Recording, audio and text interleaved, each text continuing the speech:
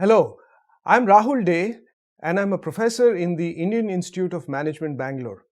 Today I will be talking about a project that I have been working on for the last few months.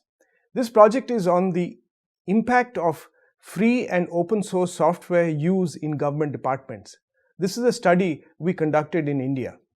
What we will do is cover the study objectives, look at some of the data collection methods that we have used, look at FOSS policies around the world used by governments, and then look at the two particular departments that we have been studying, education and police.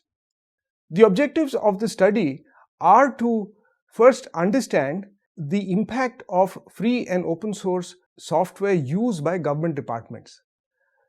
The first thing we want to know is, are there any tangible or intangible benefits or costs for use of FOSS? We also want to know if there are any hurdles to FOSS adoption by government departments. Then we are interested in policy implications for these policies by governments. The research method that we have followed is, first, we did an extensive desk research, which means we looked at published literature available on the internet and in our databases. Then we filed right to information applications to multiple states to extract information. Then we did field visits and collected a lot of data with direct interviews.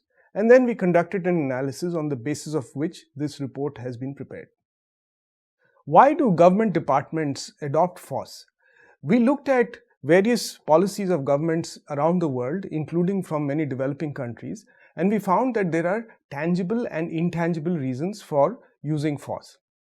The tangible reasons include import substitution of expensive proprietary licenses and conserving of foreign exchange. It is also to improve e-government capacity and to improve interdepartmental cooperation. It is also to avoid lock-in to vendors and for security purposes.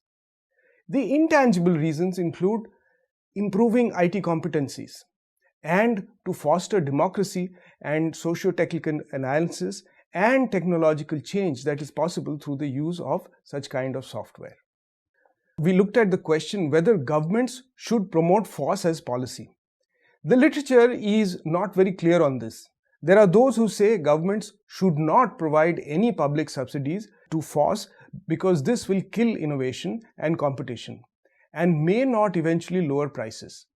There are others who say, yes, government should promote FOSS because this will improve production of public goods and will promote competition. And then there is a middle ground where people say that maybe in certain cases, for instance, informing and mandating use of open source is okay, but no subsidy should be given. So there is a fair degree of variability in the policies that are recommended by academics. But if you see what has been going on, we see the data from between 2006 and 2010, the number of departments that have adopted FOSS has increased significantly, as has the number of countries in which these departments exist. So the real story on the ground is that there is massive FOSS adoption. Now, our focus in this study has been on basically two government departments, education and police. Why we selected these departments is because they have actively considered open source software, and in some cases they are also using FOSS. Now, we selected these departments in 7 different states to study. Now, we tried an RTI approach. RTI is the Right to Information Act, and we sent several RTI applications to 13 states in various departments in those states to extract information. And basically this approach failed because most of the applications were rejected on a technicality. Only in one state we got some interesting information. We did field visits, as I mentioned, to 7 states, which included Karnataka, Kerala, Goa, Maharashtra, Uttar Pradesh, Assam and Jharkhand. This was over a period of about 7 to 8 months. We visited, for the education department study, we visited schools, education department offices, certain NGOs which are helping schools, and some vendors who were assisting schools. For the police, we visited the police department offices, some police stations, and also some vendors who were assisting the police. These were mainly unstructured interviews, although they were based on questions we had prepared in advance. These interviews lasted anywhere from half an hour to about 2 hours. This is a picture of a school in Goa, which we visited.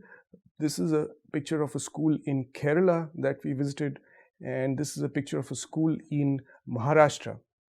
All these schools are government schools, and we focused our attention only on these because they are covered by government policy. Now, what are our findings? One clear finding is that Kerala stands out from the other states that we studied because of its adoption of free and open source software for the schools as early as in 2001. Now, owing to this, there have been a lot of changes in the entire chain of bringing ICT education to schools, whether it is procuring hardware or deciding on software or on the syllabus or on training and conducting exams. When it is contrasted to the other states such as Karnataka, Goa, Maharashtra, UP or Assam, which have used proprietary software and not free software, we find there are significant differences. Most states have adopted proprietary software. One of the key findings that we have, it is based on what we have looked at in all the schools, is that there is absolutely no need for any of the schools to use proprietary software. All the content, whether it is in labs or classrooms or exams, can be delivered through free software alone. And there is really no need to go for proprietary software. This was a very strong finding. Now, if we go a little deep into the education system in Kerala, we find that there are differences in hardware and software procurement. For instance, in Kerala, hardware procurement, there is strong participation by schools. They express their needs to the government through a website, and the hardware is procured for them. Even the operating system is developed within Kerala, and there is input from schools for this. Hardware maintenance, there are clinics that are held by the government in different districts where school teachers and headmasters participate and students participate in taking their hardware and getting it repaired.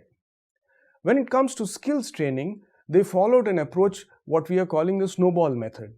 They first trained some master trainers who then trained teachers who further trained other teachers in their schools and then who trained students in ICT skills, and students then trained their own peers. So there was a strong collaborative participative effort in skills training. Even in syllabus and in content determination and in setting of exams, teachers were extensively involved. They give inputs on what should go into the ICT syllabus and how exams should be prepared and what should go into the lab exercises. This is in sharp contrast to other states. In states like Maharashtra or Karnataka, a lot of the hardware procurement, in fact all of it, and software procurement and maintenance is handed over to vendors. There is very little participation on the schools. The vendors are employed on the boot model, the build, operate, own, transfer model, and they provide all the facilities for procurement of hardware and maintenance. Usually this runs for a 5-year contract, and at the end of the 5 years, either the vendor is gone and a new vendor comes, or the vendor's contract is renewed. Skills training is also done by the vendors. It is mandatory for all teachers to learn ICT skills. However, it is entirely done by the vendors, and there isn't much participation as we see in Kerala. What was most surprising for us was that in states like Assam, even setting of exams, question papers, is done by the vendors. They not only the vendors write the books, the contents, the classroom material, they also write the exams. And there isn't much participation by teachers. This is the very sharp contrast that we found in education. The CCTNS, the Crime and Criminal Tracking Network and Systems, is a Government of India effort which was initiated as a part of the mission mode project of the National E-Government Plan, with a lot of money allocated to it, about 2,000 crores. And the idea was to connect all 20,000 or so police stations and offices around the country so that they could have access to a single common criminal tracking system. The CCTNS is based on two earlier systems known as the CCIS and the CIPA. The CIPA was built by the National Informatics Center, and it was based on free and open source software. So when CCTNS was planned, it was interesting that the vendor who built CCTNS built two stacks, one on .NET and the other on Java. These were to address the needs of states that wanted either open source or a proprietary stack. Now, it turns out that the states adopted these two stacks variously. Some of them took the proprietary stack as their core solution and then used open source for the clients and the distributed software, whereas others did the opposite, and some just went with either open source such as Kerala, and others went with only proprietary. Now, we found that even senior level officials in the police department were unable to comment on why they made a particular choice. Many of them said that the choice was made for them. Some of them indicated that it was based on the prior software that they had in the state. So, are there tangible and intangible benefits of using FOSS? Certainly, intangible benefits stand out very starkly in the education department case. FOSS promotes a do-it-yourself culture. It promotes teachers and students to participate, explore, experiment, and to expand the scope of activities that they are engaged in. We are attributing this strongly to the properties of FOSS, which encourages collaboration and sharing. Even in the police department, we saw one single example where the personnel who are using FOSS experimented and built some applications on top of the CCTNS stack that they had. Tangible benefits, certainly in education department, there is a massive saving in costs. Even in the police department, where they were really not worried about costs, they mentioned, at least example in the case of Maharashtra, that the client software that they used was Ubuntu to save on costs. Now, to take a concrete example, we found that in the state of Karnataka, for example, in the phase 3 of the ICT at Schools project, the ICT budget for each school was about 13.3 lakhs. Now, the software component of this budget was 1.3 lakhs, which was about 10%. We looked at this number in other states and found that this to be about a conservative number, but it was a safe number, as the amount of spending on software alone and the other parts were on hardware or services or furniture. Software alone was about 10% of the total budget. Now, if we take this number and multiply it by the total number of schools in India, which is about 6.3 lakh schools, the spending on software alone comes to about 8,254 crores, which is about $1.3 billion USD. We argue that this entire amount can be saved because there is fundamentally no reason, no academic reason to buy proprietary software. All that needs to be taught can be taught with free software alone. What are the hurdles to FOSS adoption? Well, one of the principal hurdles is the reliance on vendors for implementation of IT that causes the selection of proprietary software. Most vendors lean towards proprietary software, possibly because they have better skills with those than they have done with free software. This may be a changing story, but that is what we found. We also found that many respondents felt that they had no say in the technology choice. This is something which was a hurdle to FOSS adoption. Many senior officials mentioned that they were almost afraid to talk about free software, but they could freely talk about proprietary software and its selection. We also found that people were misinformed about FOSS. They had some strange notions, such as that FOSS is more expensive than proprietary software, or that it was insecure, or that it could not be supported. We found that many of these feelings were not justified. What are the policy implications for FOSS adoption? Clearly, FOSS can be made mandatory for schools. Again, we found no academic reasons for using proprietary software, and there need not be any loss of academic rigor if FOSS is used. We also feel that as a policy implication, government officials have to be informed about FOSS being a viable choice. They have to be trained about it, and more importantly, the FOSS software has to be demonstrated It has to be shown how valuable it is and what can be done with it. It is also important to inform officials about FOSS licenses because they are not aware that the software that they get built by vendors can be put on a FOSS license and then shared with other states or other departments.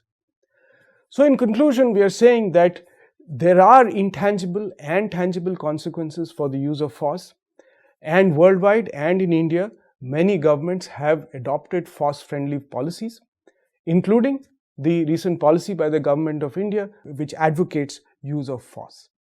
Thank you for listening.